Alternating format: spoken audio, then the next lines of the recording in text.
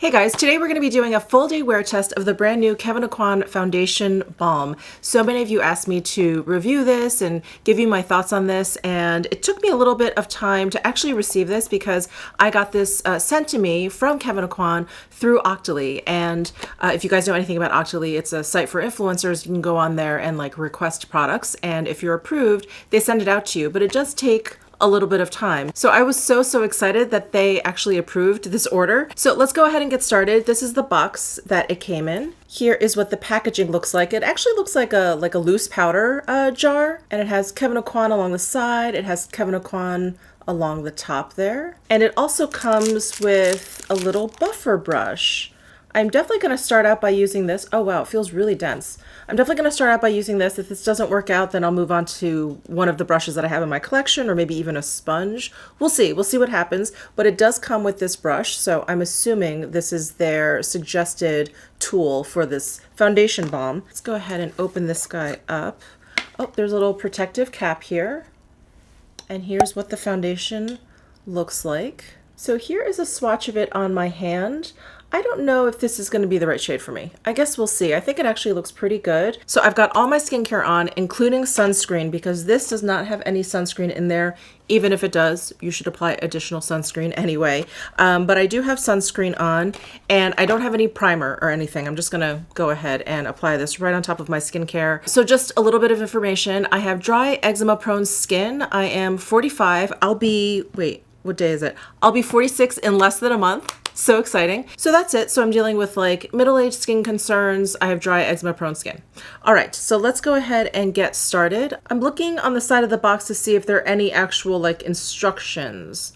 I don't see any. It just has a description about it's supposed to leave the skin visibly smoother, even toned, beautiful canvas, blah, blah, blah. Skin pampering ingredients, and it is supposed to be full coverage. So we shall see. I don't usually wear full coverage makeup, so this will be interesting. So I'm gonna grab the brush here, just kind of loosen it up a little bit, and I'm gonna pick some product up. I'm having some skin issues here. I just used that Derma Pore thing. I just hauled it in my VIB sale haul. It's this like sonic device that's supposed to help clean your pores, and I don't know if kind of like getting the stuff out is kind of what's happening here, or if my sensitive skin was kind of bothered by it. But anyway, we'll see. Let's go ahead and swipe some of this on.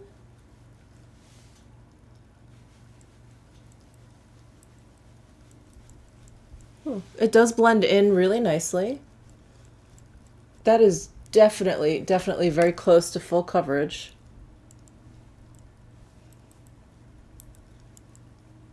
So I'm just going to put it on this half of my face so we can kind of compare, almost like a before and after.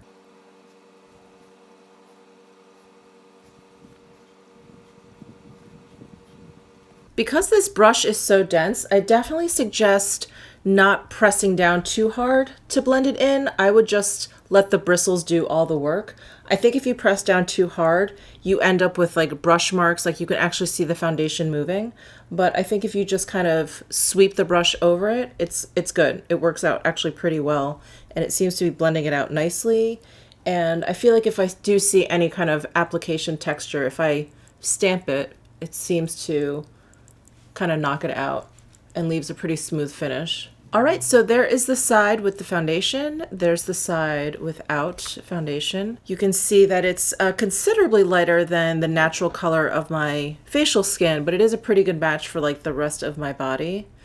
And, you know, kind of depending on what mood I'm in, sometimes I like to match like the deepest tone on my face, which is like my forehead, and sometimes I just want to match my neck, which would be something closer to this. But anyway, I think I do agree with the fact that this is full coverage. I have like hyperpigmentation, like sunspots kind of all over my cheek, and I don't really see them anymore. And I have hyperpigmentation here. I have like red blotchiness here, and that has pretty much been canceled out. And you can see how much coverage there is on my forehead, how much darker this is than that. I do think it looks a little cakey around the eyes. So I think on this side, I'm going to avoid kind of like direct application onto my eyes because I think I did put it right onto my eye after I dipped into the pot on this side. So I'm going to avoid doing that there. I think a lighter application around the eye may be better because I feel like it looks a little bit cakey here. But let me go ahead and apply it to the rest of my face and then we'll do a close-up and I'll talk about my first impressions. All right, I have kind of lowered the exposure on the camera, so I hope you guys can see all the things I'm talking about. But at the moment, I don't like the way this foundation looks. I don't know. I'm trying to get over the fact that I don't normally wear full coverage because it's very shocking to see full coverage foundation on your skin if you're not used to it. But I just think it looks so obvious. It looks so thick and cakey. And let me actually bring you in close here. Let's start with my forehead.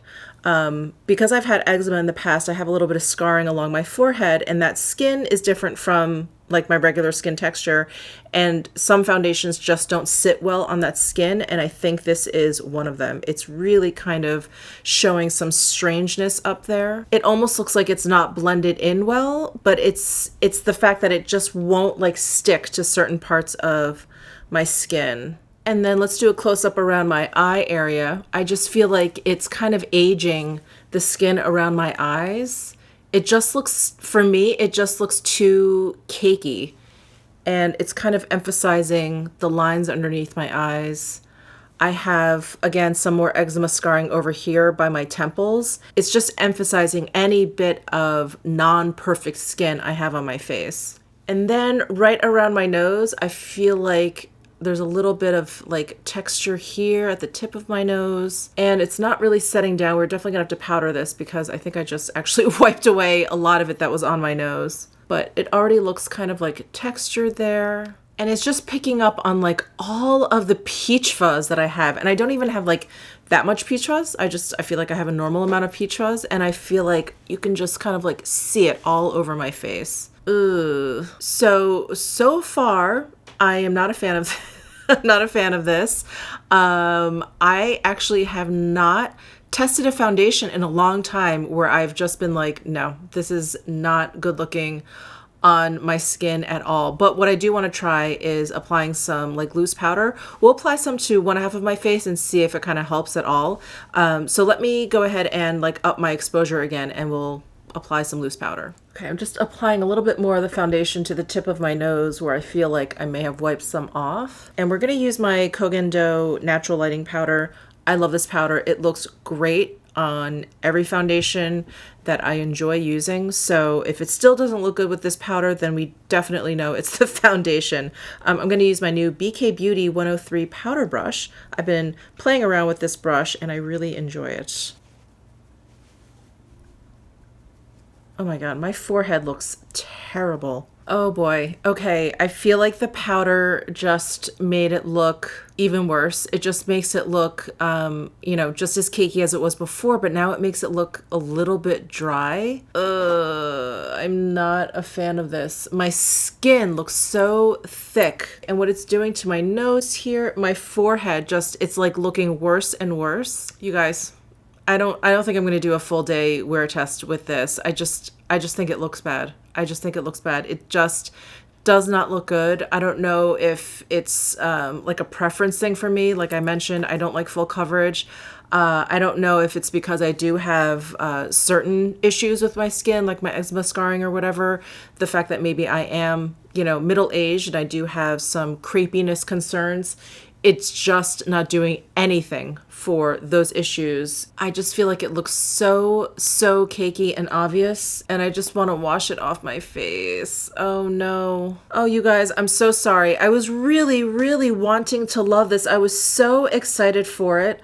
I think it is supposed to be very good for like dry skin, but I just think it looks terrible. The first ingredient in here, by the way, is dimethicone. So if you do have a sensitivity to silicones, you may want to avoid this. Or if you find it comedogenic, like it just kind of clogs your pores up, you may want to avoid this also. I wish I could do a full day wear test for you, but it's definitely not going to look any better. I'm confident that as the day goes on, it's not going to improve. I'm sorry, you guys. So that is my first impressions of the KEVYN AUCOIN Foundation Balm. Not for me. It is definitely not for me. If you have any questions, please let me know down below in the comments section.